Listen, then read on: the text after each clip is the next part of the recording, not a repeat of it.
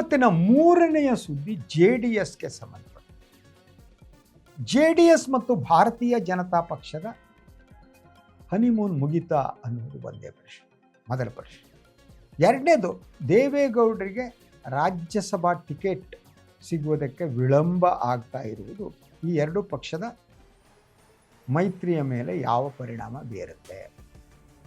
So ಇದು ಈ ಪ್ರಶ್ನೆ ಇದೆ. ಅದ್ರ ಜೊತೆಗೆ ಭಾಳ ಮುಖ್ಯ ನನಗನ್ನಿಸಿದ್ದು, ಇವತ್ತು JDS ಒಂದು ಹೇಳಿಕೆಯನ್ನು ಕೊಟ್ಟಿದ್ದು, ಅದು ಸರ್ಕಾರಕ್ಕೆ ಸಂಬಂಧಪಟ್ಟಿದ್ದು, ಅದು ಕೂಡ ಕುತೂಹಲಕರವಾದ, ಭಾಳ ಮಹತ್ವದ್ದು.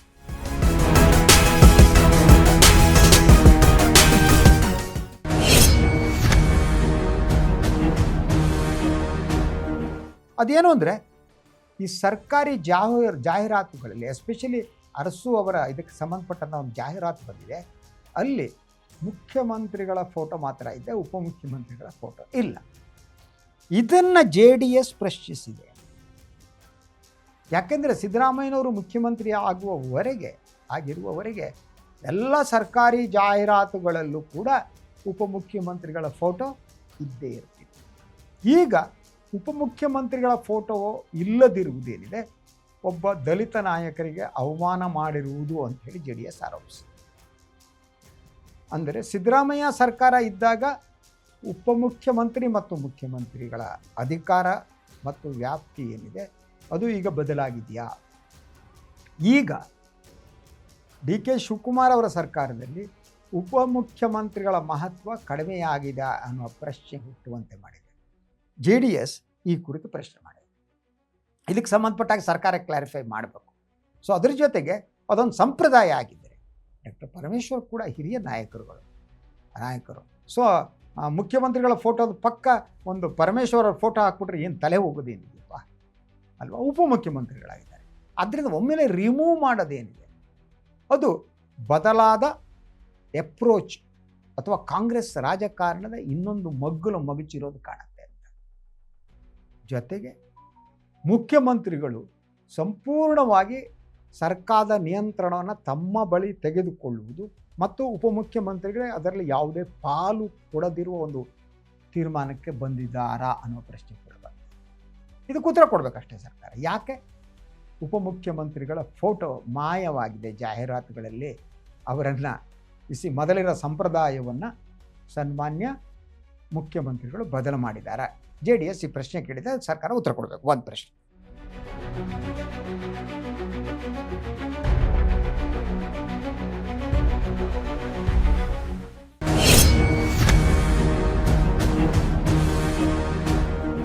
ಎರಡನೇದು, ನಾನು ದೇವೇಗೌಡರ ವಿಚಾರಕ್ಕೆ ಬಂದೆ. ದೇವೇಗೌಡರಿಗೆ ರಾಜ್ಯಸಭಾ ಟಿಕೆಟ್ ಕೊಡ್ತಾರೋ ಇಲ್ಲೋ ಇದುವರೆಗೆ ಗೊತ್ತಿಲ್ಲ. ಇವತ್ತು ಆಗ್ಬೋದು, ಸುಮಲತಾ ಹೆಸರು ಕೂಡ ಕೇಳಿಬಾರ್ದು. ಆದರೆ ಗೌಡ್ರು ಮುಖ್ಯಮಂತ್ರಿಯಾಗಿ ದೇಶದ ಪ್ರಧಾನಿಯಾಗಿ ಕೆಲಸ ಮಾಡಿದವರು, ಜನ ಮೆಚ್ಚುವಂತೆ ಕೆಲಸ ಮಾಡಿದವರು. ಈಗ ಅವರ ಆರೋಗ್ಯ ಸರಿ ಇಲ್ಲ. ಇಂಥ ಸ್ಥಿತಿಯಲ್ಲಿ ಮತ್ತ್ಯಾಕೆ ಅವರು ರಾಜ್ಯಸಭೆಗೆ ಹೋಗಬೇಕು? ನಡೆದಾಡುವುದು ಕಷ್ಟ ಅವರಿಗೆ. ಅವ್ರ ಆರೋಗ್ಯ ನೋಡ್ಕೋಬೇಕಲ್ವ, ಡಯಾಲಿಸಿಸ್ ಮಾಡಿಸ್ಕೋಬೇಕು. ಅದರ ಜೊತೆಗೆ ಅವ್ರ ಮುಖ ನೋಡಿ ಭಯ ಆಗುತ್ತೆ. ಮುಖ ಒಂದು ರೀತಿ ಬಾತಂತೆ ಆಗಿದೆ. ತಮ್ಮ ಆರೋಗ್ಯದ ಬಗ್ಗೆ ಅವರು ಗಮನ ಕೊಡಬೇಕಾದಂತೆ ಆಗುತ್ತೆ. ಮತ್ತೆ ಅವರನ್ನು ರಾಜ್ಯಸಭೆಗೆ ಕಳಿಸೋದಿಲ್ಲ. ಅದು ಕ್ರೌರ್ಯ ಅಂತ ಅನ್ಸಲ್ವಾ?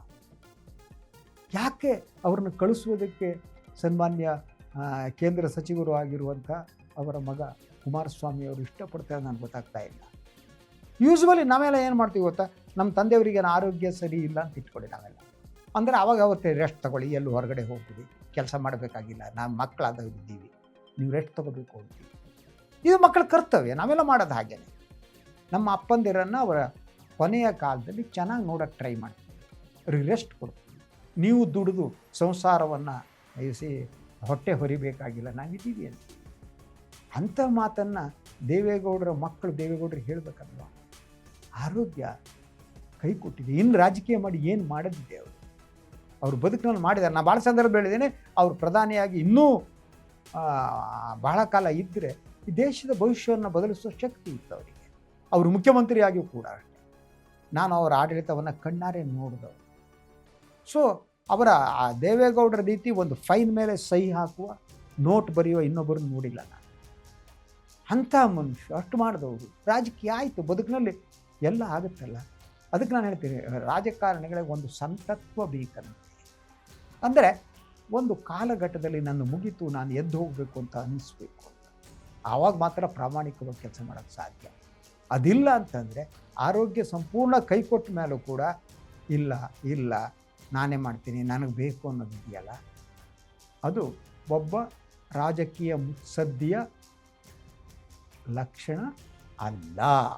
ಅದರಿಂದ ಯಾರಾದರೂ ದೇವೇಗೌಡರಿಗೆ ಹೇಳಬೇಕು, ಗೌರವಾನ್ವಿತ ಗೌಡ್ರೆ ಬೇಡ, ಈಗ ಮತ್ತೆ ಬೆಂಗಳೂರು ದೆಹಲಿ ಪ್ರವಾಸ, ಅಲ್ಲಿರೋದು ಇಲ್ಲಿರೋದು, ಅಲ್ಲೇ ಎಮೋಷ್ನಲ್ ಆಗೋದು, ರಾಜ್ಯಸಭೆಗೆ ಹೋಗಿ ಆರೋಗ್ಯ ಕೈ ಕೊಟ್ಟುಬಿಡುತ್ತೆ. ಯಾಕೆಂದರೆ ನೀವು ಇನ್ನೂ ಬಹಳ ಕಾಲ ಬದುಕಬೇಕು ಅಂತ ಕನ್ನಡಿಗರು ಇಷ್ಟಪಡ್ತಾರೆ. ನೀವು ಮಾರ್ಗದರ್ಶಕರಾಗಿರಬೇಕು. ಯಾಕೆಂದರೆ ಇವತ್ತಿನ ಸಂದರ್ಭದಲ್ಲಂತೂ ನೀರಾವರಿ ಕುರಿತು ಮಾತನಾಡುವ ಅಪಾರವಾದ ಜ್ಞಾನವಿರುವ ಏಕಮೇವ ವ್ಯಕ್ತಿ ಅಂದರೆ ದೇವೇಗೌಡರು ಮಾತ್ರ, ಇನ್ಯಾರೂ ಇಲ್ಲ. ನಂಜೇಗೌಡರು ಅಂತವ್ರು ಇದ್ದರು, ಅವರ ತೀರ್ಕೊಂಡ್ಬಿಟ್ರು.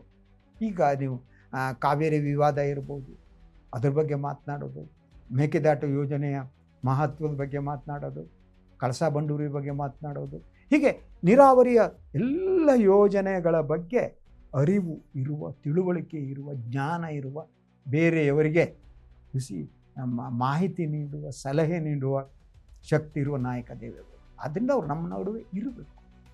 ಆದರೆ ಈ ಹಂತದಲ್ಲಿ ರಾಜ್ಯಸಭೆಗೆ ಹೋಗಲೇಬೇಕು ಅನ್ನೋದಿದೆಯಲ್ಲ, ಅದೇ ಜೊತೆ BJP ಕೂಡ ಪ್ರಧಾನಿ ಅವರಿಗೆ ಭಾಳ ಹತ್ತಿರ.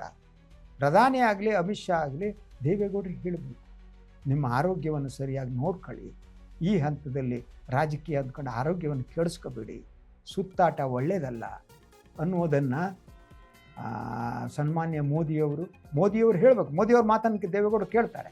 ಯಾಕೆಂದರೆ ಅವರು ಇತ್ತೀಚೆಗಂತೂ ದೇವೇಗೌಡರಿಗೆ ಮೋದಿ ಹೆಸರು ಹೇಳಿದ ತಕ್ಷಣ ಎಮೋಷ್ನಲ್ ಆಗಿಬಿಡ್ತಾರೆ. ಅವರಂಥ ನಾಯಕರನ್ನೇ ನೋಡಿಲ್ಲ, ಅವರೊಂಥರ ದೈವಾಂಶ ಸಂಭೂತರು ಅನ್ನೋ ರೀತಿ, ಮತ್ತು ನನ್ನದು ಅವ್ರದ್ದು ಸಂಬಂಧ ಯಾವ ಜನ್ಮಾಂತರದ ಸಂಬ ಅನ್ನೋ ರೀತಿ ದೇವೇಗೌಡರು ಮಾತಾಡ್ತಾರೆ. ಪಾಪ ಆಗುತ್ತೆ, ವಯಸ್ಸಾದ್ಮೇಲೆ ಎಲ್ಲರಿಗೂ ಹಾಗೆ ಆಗುತ್ತೆ, ಹೆಚ್ಚು ಎಮೋಷ್ನಲ್ ಆಗ್ತಾ ಹೋಗ್ತೀವಿ ವಯಸ್ಸಾದ ತಕ್ಷಣ. ಇದಕ್ಕಿದ್ದಂಗೆ ಅಳು ಬಂದ್ಬಿಡುತ್ತೆ, ದುಃಖ ಬಂದ್ಬಿಡುತ್ತೆ, ನೋವಾಗ್ಬಿಡುತ್ತೆ, ಏನೇನೋ ಮಾತಾಡ್ಬಿಡುತ್ತೆ, ಇದೆಲ್ಲ ಆಗುತ್ತೆ, ಮನುಷ್ಯನಿಗೆ ಸಹಜವಾದದ್ದು. ಆದರೆ ದೇವೇಗೌಡರಿಗೆ ಈಗ ಬೇಕಾದ್ರೆ ರೆಸ್ಟ್ ಬೇಕು. ಅವರು ಮೊನ್ನೆ ಕೂಡ ಮುಖ್ಯಮಂತ್ರಿಗಳು ನೋಡೋಕ್ಕೆ ಬಂದಾಗ ಅವತ್ತು ಡಯಾಲಿಸಿಸ್ ಮಾಡ್ಕೊಳ್ಳೋಕೆ ಹೊರಟವರು, ಅವ್ರು ಕ್ಯಾನ್ಸಲ್ ಮಾಡಿದ್ರು ಅದನ್ನು. ಶಿವಕುಮಾರ್ ಅವರು ಬರ್ತಾರೆ, ಇವತ್ತು ಡಯಾಲಿಸಿಸ್ ಬೇಡ ಅಂತ. ಆದ್ದರಿಂದ ಬೇರೆ ಬೇರೆ ಕಾರಣಕ್ಕಾಗಿ ಡಯಾಲಿಸಿಸನ್ನು ಕ್ಯಾನ್ಸಲ್ ಮಾಡಿಸ್ಕೊಂಡು ಅವರ ಆರೋಗ್ಯವನ್ನು ಕೆಡಿಸಿಕೊಳ್ಬೋದು. ಸೊ ಬಹಳ ಮುಖ್ಯವಾದ ಪ್ರಶ್ನೆ ಇದೆ. ಹಾಗಿದ್ದರೆ ಒಂದೊಮ್ಮೆ ಅವರಿಗೆ ಟಿಕೆಟ್ ಕೊಡದಿದ್ದರೆ JDS ಮತ್ತು BJP ಮೈತ್ರಿ ಏನಾಗುತ್ತೆ? ರಾಜ್ಯ BJP ಅಂತೂ JDS ಯಾವ ರೀತಿ ನಿರ್ಲಕ್ಷಿಸ್ತಿದೆ ಅಂತಂದರೆ, ಸ್ವಲ್ಪ ಗೌರವ ಇದ್ದವರಾದರೂ ಬಿಟ್ಟು ಬಂದುಬಿಡ್ತಾರೆ, ಬೇಡಪ್ಪ ಇದು ಸಾವಾಸ ಅಂತ. ಆ ರೀತಿ ಯಾವ ವಿಚಾರದಲ್ಲೂ ಕೂಡ JDS ರಾಜ್ಯ BJP ವಿಶ್ವಾಸಕ್ಕೆ ತಗೊಳ್ತಾ ಇದೆ. ಅದರ ಜೊತೆಗೆ ಎಲ್ಲೂ ಕೂಡ NDA ಅಂತ ಮಾತಾಡಲ್ಲ ಅವರು. BJP ನಾವೇ ಗೆಲ್ತೀವಿ, ನಾವೇ ಸರ್ಕಾರ ಮಾಡ್ತೀವಿ ಅಂತಾರೆ ಹೊರತು ತಮ್ಮ ಜೊತೆಗೆ JDS ಇದೆ ಅನ್ನುವ ಮಾತನ್ನು ಕೂಡ ಆಗ್ತದೆ. ಇದು ಒಂದು ರೀತಿ ಅವಮಾನ ಅಲ್ವಾ ದೇವೇಗೌಡರಿಗೆ? ಇದೊಂದು ರೀತಿ ಅವಮಾನ ಅಲ್ವಾ ಕುಮಾರಸ್ವಾಮಿಯವರಿಗೆ? ಆದರೆ ಇಂತಹ ಅವಮಾನವನ್ನು ಸಹಿಸಿಕೊಂಡು ಕಾಂಗ್ರೆಸ್ಸನ್ನು ಬೈತು. ಹಾಗೆ ನೋಡಿದರೆ ಕಾಂಗ್ರೆಸ್ ಪಕ್ಷನೇ ದೇವೇಗೌಡರನ್ನ ಪ್ರಧಾನಿ ಮಾಡಿ, ಕಳೆದ ಬಾರಿ ರಾಜ್ಯಸಭೆಗೆ ಹೋಗೋದಕ್ಕೆ ಕೂಡ ಕಾಂಗ್ರೆಸ್ ಸಹಾಯ ಮಾಡಿತು. ಹಾಗೆಯೇ ಕುಮಾರಸ್ವಾಮಿಯವರನ್ನ ಮುಖ್ಯಮಂತ್ರಿ ಮಾಡಿದ್ದು ಕಾಂಗ್ರೆಸ್. ಅದರ ನಂತರ ಬೇರೆ ಏನಾಯಿತು ಬೇಡ. ಆದರೂ ಕೂಡ ಕಾಂಗ್ರೆಸ್ಸನ್ನು ಬೈಕೊಂಡು ಅವಮಾನ ಮಾಡುವ, ಅತಿಯಾಗಿ ನಿರ್ಲಕ್ಷಿಸುವ, BJP ಜೊತೆಗೆ ಹೋಗುವ ಇವರು ಯಾವ ಕಾರಣ ಅನ್ನೋದೇ ಅರ್ಥ ಆಗ್ತಾ ಇದೆ. They are doing like that. Let's see, ಗೊತ್ತಾಗುತ್ತೆ. ಇವತ್ತು ಸಂಜೆ ಹೊತ್ತಿಗಾದ್ರೆ ಗೊತ್ತಾಗುತ್ತೆ ಏನು ಟಿಕೆಟ್ ಸಿಗುತ್ತೋ ಇಲ್ಲೋ ದೇವೇಗೌಡರಿಗೆ ಅಂತ.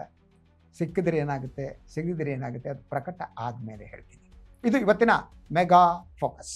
3 ಸುದ್ದಿಗಳನ್ನ ನಾನು ತಮಗೆ ತಲುಪಿಸಿದರೆ ನಾಳೆ ಮತ್ತೆ ಹಾಜರಾಗಲ್ಲ. ನಾಳೆ ಭಾನುವಾರ, ಸೋಮವಾರ ಬರ್ತೀನಿ 3 ಸುದ್ದಿಗಳೊಂದಿಗೆ. ಅಲ್ಲಿವರೆಗೆ ಎಲ್ಲರಿಗೂ ಕೂಡ ನಮಸ್ಕಾರ.